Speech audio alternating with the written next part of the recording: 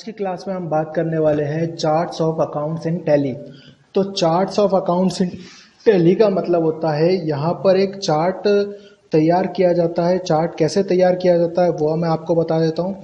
तो यहाँ पर चार्ट ऑफ टैली का मतलब है, चार्ट्स ऑफ अकाउंट्स का मतलब है बैलेंस शीट के दायित्व, बैलेंस शीट के दायित्व और ये यानी कि लायबिलिटीज़ और दूसरी एसेट्स, ठीक है। और प्रॉफिट एंड लॉस अकाउंट के इनकम और एक्सपेंसेस अकाउंट को सेपरेटली लिखना या फिर सेपरेटली दिखाना, ठीक है।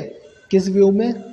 तो व्यू में आपको दिखाया जाएगा ये बैलेंस शीट में और प्रॉफिट एंड लॉस अकाउंट में, जिससे इसके अंदर अकाउंट्स के किसी चार्ट की रचना करते समय यह लचीलापन बना रहता है, ठीक है।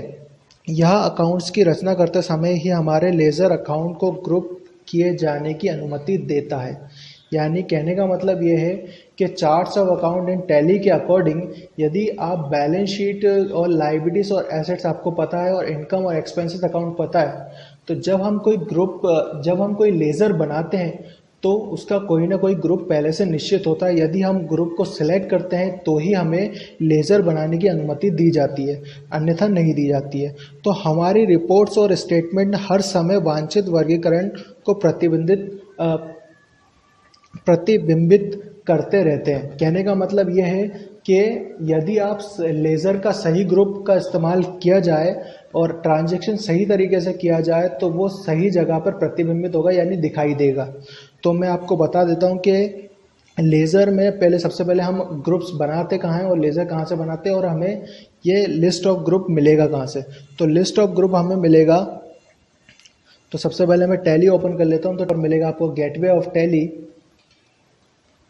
Tally accounts info. तो यहाँ पे आपको ग्रुप्स के ऑप्शन मिल जाएंगे। तो यहाँ पे आप देख सकते हैं कि कितने ग्रुप्स बने हुए हैं। तो मैं डिस्प्ले में आपको दिखा देता हूँ। तो यहाँ पे हमारे पास बहुत सारे ग्रुप्स बने हुए हैं, जिसमें से कुछ ग्रुप्स लायबिलिटीज़ के लिए होते हैं, कुछ ग्रुप्स एसेट्स के लिए होते हैं, ठीक है। जैसे कि फिक्स एसेट एक एसेट्स का ग्रुप है। यदि आप इसको चूज़ करते हैं और उसके बाद आप उससे ट्रांजैक्शन करते हैं तो ये बैलेंस शीट में एसेट्स के साइड दिखाई देगा। जबकि जो एक्सपेंसेस अकाउंट है और इनडायरेक्ट या डायरेक्ट एक्सपेंसेस होते हैं, ये प्रॉफिट एंड लॉस अकाउंट के एक्सपेंसेस के साइड दिखाई देते हैं। यानी सेपरेटली हमें ये दिखाई देता है। कहाँ दिखाई देगा तो वो भी मैं आपको बता देता हूँ। तो ये दिखाई देगा आपको बैलेंस शीट में। एक साइड होता है लायबिलिटीज साइड, ये लायबिलिटी साइड, और दूसरा साइड होता है एसेट साइड। यदि आप प्रॉफिट एंड लॉस की बात करें तो प्रॉफिट एंड लॉस में भी दो साइड होते हैं। एक साइड होता है डेबिट साइड और एक साइड होता है क्रेडिट साइड। तो जो एक्सपेंसेस अकाउंट आपको दिखाई देते हैं वो डेबिट साइड में दिखाई देते हैं, और जबकि जो इनकम अकाउंट्स होते हैं वो क्रेडिट साइड में दिखाई देते हैं। तो इनके द्वारा एक चार्ट बनाया जाता है जिससे हम सही लेज़र के लिए सही ग्रुप का चूज़ कर सकते हैं, ग्रुप को चूज़ कर सकते हैं कि किस तरीके के हमें ग्रुप चाहिए, ठीक है। तो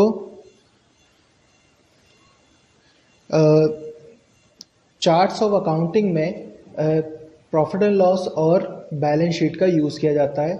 इसी तरीके से हम दूसरे ग्रुप्स भी बना सकते हैं। जैसे मैं आपको बना के दे देता हूँ। फॉर एग्जांपल, पहले मैं आपको एक ग्रुप बना के दिखाता हूँ लायबिलिटीज़ का।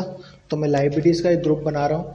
तो लायबिलिटीज़ का मतलब होता है दायित्व। यदि हम किसी से उधार माल खरीदेंगे तो हमारे पर लायबिलिटी आएगी कि हम उसका पैसा चुकाएं।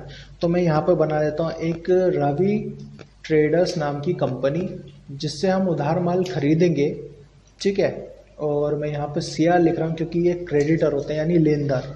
तो यहाँ पर मैं ले लूँगा इसका ग्रुप सैलरी क्रेडिटर, ठीक है। और मैं फ़िलहाल कोई भी ऑप्शन यस नहीं कर रहा हूँ, यहाँ पे इसको बंद कर दिया, ठीक है। तो ये तो लायबिलिटीज़ का एक ग्रुप बन गया। अब मैं आपको एक एसेट्स का ग्रुप बना के दिखा देता हूँ। तो एसेट्स का लेज़र बनाने के लिए हम क्या क्या चूज़ कर सकते हैं। तो जैसे मैंने यहाँ पे परचेस कर लिया, एक शॉप परचेस कर ली। तो मैंने यहाँ लिखा शॉप परचेस, ठीक है। तो शॉप परचेस करेंगे तो ये जाएगा फिक्स एसेट में, क्योंकि ये एक स्थायी संपत्ति होती है, ये सालों साल तक रहने वाली संपत्ति होती है। इसे एक ही बार खरीदा जाता है, इसलिए स्थायी संपत्ति कहलाती है, यानी फिक्स एसेट्स। और यहाँ पे कर लिया एक्सेप्ट। तो ये एक एसेट्स का एग्जांपल हो गया। अब मैं आपको दिखा दे रहा हूँ कि हमारे पास हमने कोई एक्सपेंसेस किया, यानी रेंट पे किया। तो यहाँ मैं एक रेंट पेबल की एंट्री बना ले रहा हूँ, लेज़र बना ले रहा हूँ। तो ये रेंट पेबल की एक लेज़र बना लिया मैंने, और ये जाएगा अंडर इनडायरेक्ट एक्सपेंसेस, यानी कि एक्सपेंसेस का एग्जांपल दिया मैंने कि हाँ ये इसके तहत ही ये जाना चाहिए, ठीक है। उसके बाद यहाँ पर आपको मिलेगा, मैं ले लेता हूँ इंटरेस्ट रिसीव,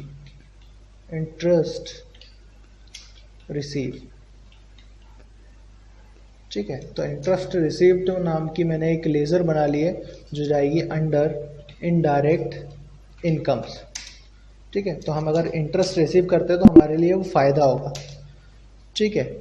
तो यदि हमने ये ग्रुप्स बना लिए हैं और लेज़र्स बना लिए तो आपको ये कुछ ऐसे दिखाई देंगे। तो यहाँ पे आप चेक कर सकते हैं डिस्प्ले में, तो यहाँ आपको ये ऐसे दिखाई देंगे। तो ये है charts of accounting in tally. Next class में मैं आपको इसके आगे बताऊँगा, ठीक है। तो नेक्स्ट क्लास में हम इसके आगे देखेंगे। ओके।